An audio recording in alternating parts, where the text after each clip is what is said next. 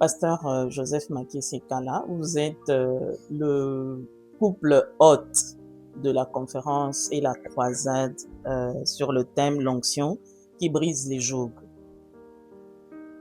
Quelle est la vision qui a conduit l'organisation de cette conférence? Bon, ça fait longtemps qu'on a pu organiser des rencontres.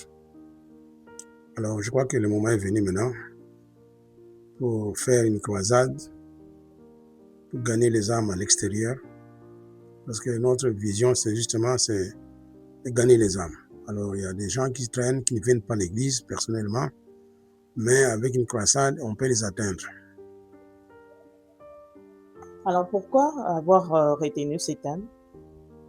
Bon, le terme de l'onction, comme vous savez, la Bible nous dit que dans les derniers jours, Dieu va répandre son esprit sur toute chair. Donc, quand on parle de l'onction, on parle de l'Esprit Saint, parce que c'est lui qui est l'initiateur de l'onction.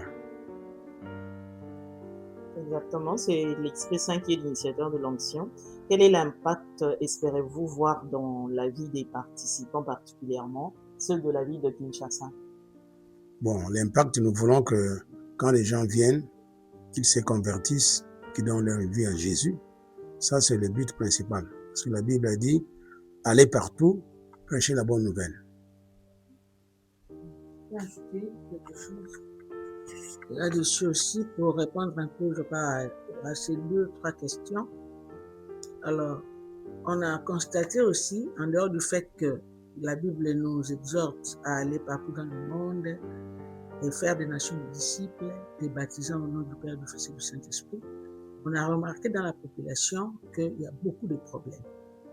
Des problèmes d'ordre social, des problèmes d'ordre psychologique, physique et financier. Donc, les gens croulent pratiquement sous les problèmes. Des stress, des maladies, des problèmes de tous genres, des problèmes familiaux, des problèmes professionnels. Alors, la Bible répond à toutes sortes de problèmes. La Bible est la réponse à tous les problèmes. C'est pour ça que nous voulons apporter à la population une solution que la Bible nous donne à ce sujet. Comme le pasteur vient de nous dire, le Saint-Esprit a été donné pour nous guider, pour nous conduire dans toute la vérité, pour nous enseigner toutes choses. Alors, l'onction vient, quand l'onction vient sur quelqu'un, c'est pour briser les jougs. C'est pour briser les problèmes, les fardeaux que les gens ont dans leur vie, que ce soit professionnel, même dans le ministère. Il y a aussi des hommes de Dieu qui ont beaucoup de problèmes. Alors, les enseignements qu'on va donner durant cette conférence et cette campagne va donner des solutions à toutes sortes de problèmes. Voilà un peu pour résumer. Merci beaucoup, Maman Colette. Elle est aussi pasteur, hein, je vous signale. C'est l'épouse du pasteur Joseph Makie-Sekala. Alors, sur les intervenants, nous aimerions quand même revenir sur les intervenants qui vont participer à cette croisade ou la conférence. Il y aura quelques orateurs nationaux et certains aussi internationaux. Quels critères ont guidé votre choix?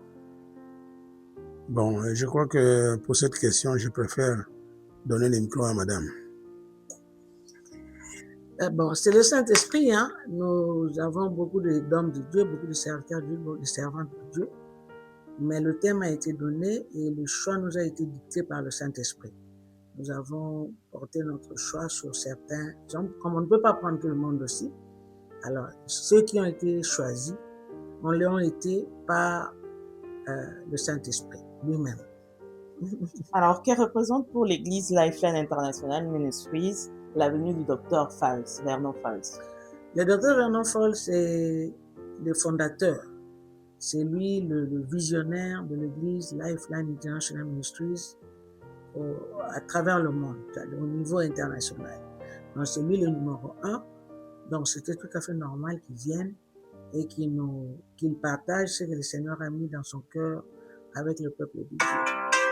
Donc, c'est un peu ça. C'est un peu ça. Je m'excuse. C'est un peu ça. Pour revenir aux intervenants, chaque intervenant abordera-t-il un aspect particulier par rapport au thème? Certainement.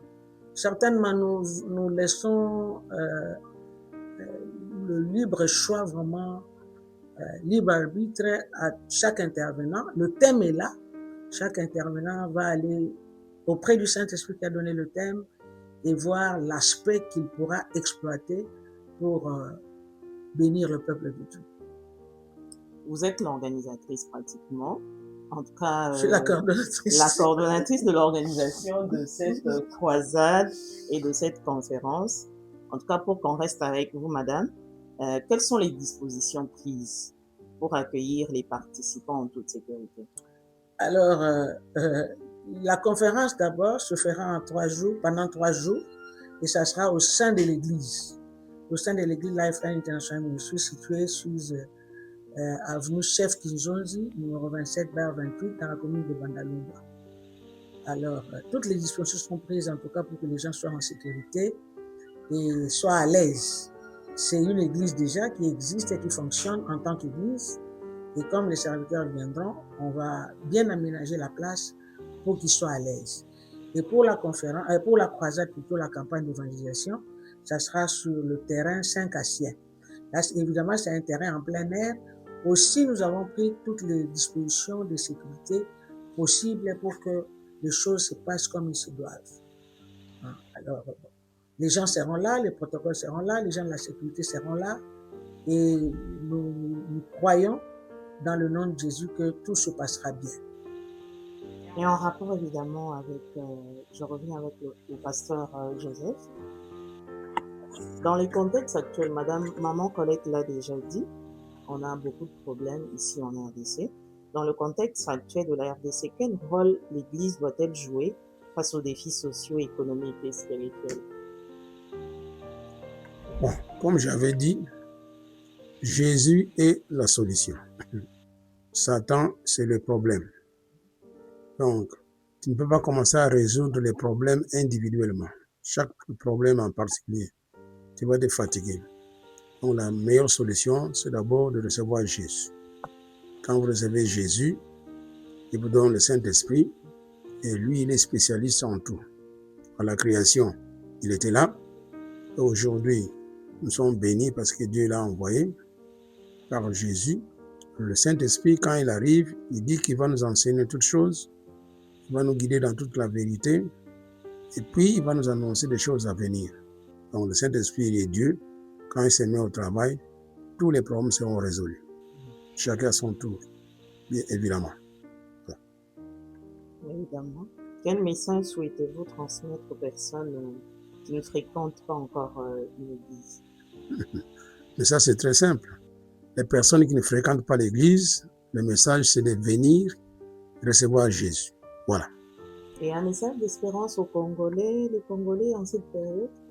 Quand on reçoit Jésus, c'est le message de l'espérance. On dit que Jésus, c'est l'espérance de la gloire. Je peux ajouter aussi, là, la Bible est claire là-dessus. Il y a Matthieu chapitre 11, verset 28 à 29, là où Jésus dit, « Venez à moi, vous tous qui êtes fatigués et chargés, et vous trouverez du repos.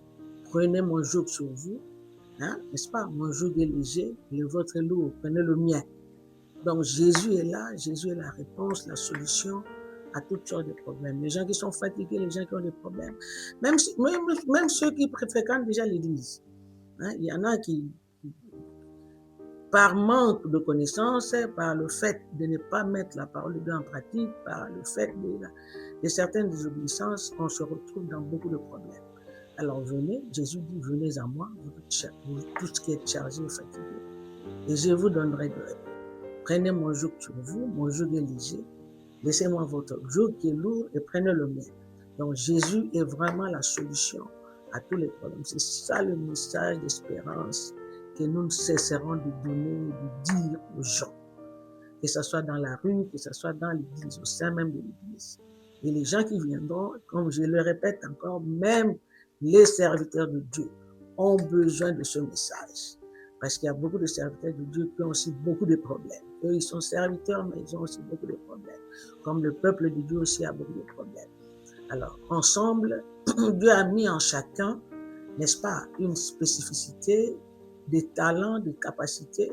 Alors venez, à ce moment-là, le Seigneur va oindre les hommes de Dieu qui ont été choisis et les servants de Dieu qui ont été choisis pour nous parler. Venez écouter et vous ne serez pas déçus. Certainement, vous ne manquerez pas d'avoir une parole qui va résoudre les problèmes que vous avez. Je reste avec vous pour que vous nous disiez pourquoi avoir conclu la conférence par une grande campagne d'évangélisation, la croisade, comme on appelle en plein air. Oui, parce que nous avons voulu atteindre, parce que la conférence, c'est principalement pour les serviteurs de Dieu. Bon, quand nous disons serviteurs de Dieu, nous visons plus les 5 postes ministériels, apôtres, prophètes, enseignants, évangélistes et pasteurs. Mais aussi les collaborateurs des hommes de Dieu, de ces 5 postes ministériels, c'est-à-dire ceux qui s'occupent des enfants à l'église, ceux qui s'occupent des jeunes, de la chorale, etc., les diacres, nous visons ceux-là. Mais il y a aussi le grand public, n'est-ce pas? Ou bien, il y a aussi les gens, par exemple, qui travaillent, qui ne seront pas venus le matin, parce que la conférence, c'est le matin. Alors, comme nous voulons faire bénéficier au plus grand nombre possible ce message, c'est pour ça que nous avons conclu avec une campagne d'évangélisation en plein air, bien que le mardi, mercredi et jeudi, nous aurons aussi des sessions du soir. Mais nous voulons aussi que ceux du dehors aient aussi l'occasion de nous écouter. Vous savez, quand il y a une campagne d'évangélisation quelque part, il y a des gens qui sont touchés, même des gens qui passent. C'est-à-dire que les gens, par exemple, qui n'habitent pas le quartier, mais qui étaient en train de passer, c'est-à-dire qui n'ont pas eu l'occasion d'être touchés par une invitation quelconque, qui n'a même pas lu l'affiche, qui n'a même pas lu le panneau, et à qui on n'a même pas remis le tract ou le flyers, mais quelqu'un qui passe et qui est touché par le message ou bien par le chant, alors il s'arrête et il sera touché. Donc c'est pour ça que nous voulons aussi faire quelque chose à l'extérieur pour que tout le plus grand nombre possible soit touché. C'est vraiment notre objectif. Tout à fait. Pasteur Joseph Mathieu Sekala, vous avez peut-être une conclusion par rapport à ces petits entretiens que nous venons d'avoir? Bon, la conclusion est que nous devons toujours glorifier le Seigneur Jésus, qui est le Maître. Alors, ceux qui sont dans la rue, ceux qui seront à l'église, et ceux qui ne sont pas au courant de ce que nous faisons, je crois que la bonne nouvelle va les atteindre. Et la prochaine fois, ils peuvent prendre une décision de venir croire en Jésus, recevoir Jésus, ou bien même venir à l'église et devenir membre. Alors, moi, je voudrais plutôt donner des précisions sur les jours, les heures, l'emplacement de chaque activité. Alors, dans un premier temps, comme on a dit, on aura une conférence au sein de l'église Lifeline International Ministries, 6 avenue Chef Kinzonzi, numéro 27/28, dans la commune de Manalungwa. La bonne référence, c'est l'avenue Kimbondo, qui est connue de beaucoup de gens, et l'entrée Mama Colonel. Quand vous êtes sur Kimbondo, sur l'entrée ex-restaurant Mama Colonel, vous entrez, vous faites comme si vous alliez vers Selembao, et l'église Lifeline est à quelques 500 mètres de là. Alors, en face de l'église, il y a le bureau du quartier Lingwala. Et nous avons aussi une école maternelle primaire secondaire construite là avec des briques adobe. Donc, c'est pas un endroit où c'est un endroit qu'on peut facilement retrouver. Alors, la campagne, là maintenant, la conférence, ça sera le mardi 11, mercredi 12 et jeudi 13 août 2026, de 9h à 12h pour le matin et de 16h à 20h pour le soir. Alors maintenant, la campagne maintenant, ça sera sur le terrain Saint-Cassien, comme on a dit, et ça aussi, c'est à quelques 200 mètres de l'église. Donc le terrain Saint-Cassien est bien connu à Bandal, c'est toujours sur l'entrée ex-restaurant Mama Colonel, où il y a une autre entrée, l'entrée de l'église Mon âme te loue, du frère Patrice Moussoko. Ça aussi, c'est une entrée qui mène directement vers le terrain Saint-Cassien. Et ça sera maintenant le vendredi 14 août de 16h à 20h. Nous serons là-bas avec comme chantre principal, on aura des chorales évidemment qui vont prester, mais il y aura aussi notre frère Christian Mokuna qui sera avec nous du côté de la louange et de l'adoration sur le terrain Saint-Cassien. Alors, vraiment, je nous invite à venir nombreux à participer à la conférence et le matin et l'après-midi et à la campagne le vendredi 14 août. Alors, ce qu'on a fait là, maintenant pour la conférence, ce qu'on a fait, c'est de prévoir un petit déjeuner pour les serviteurs de Dieu qui viendront. Avec les embouteillages qu'il y a dans la ville, on ne voudrait pas que les gens passent le temps à la maison pour chercher de quoi manger le matin avant de venir. Alors, venez, préparez-vous seulement, venez. On va faire un petit déjeuner de 7h à 8h30. Alors, le petit déjeuner sera de 7h à 8h30. À 8h30, on ferme le restaurant du petit déjeuner et tout le monde entre dans la salle. C'est là que le modérateur maintenant commence avec le programme du jour. Voilà ce que je peux dire en quelques mots. Nous attendons vraiment que les gens viennent nombreux participer, répondre à cette invitation du Seigneur Jésus-Christ. Merci beaucoup.